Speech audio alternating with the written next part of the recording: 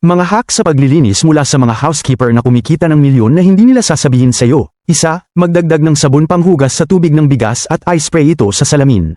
Mananatiling walang alikabok ito ng 1 taon. 2, para sa mga dingding ng kusina na natakpan ng grasa sa paglipas ng panahon, magdagdag ng baking soda at puting suka sa isang spray bottle, pagkatapos ay ibuhos ang kaunting alkohol. Magdagdag ng ilang patak ng sabon panghugas, tunawin sa tubig at i-shake ng mabuti, i-spray ng pantay sa mga madulas na bahagi ng kusina.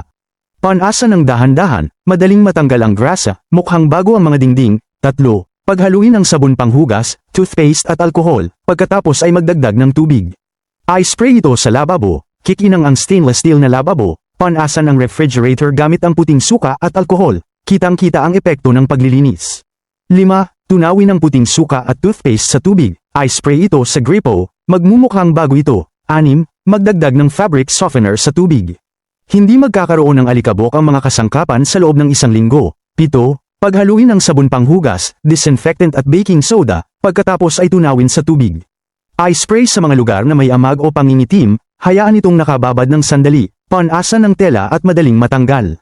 8, magdagdag ng toothpaste sa tubig ng mop, kikinang ang sahig na parang bamilya. 9, para mawala ang amoy at insekto sa banyo, ibuhos ang baking soda at 1 kutsara ng asin.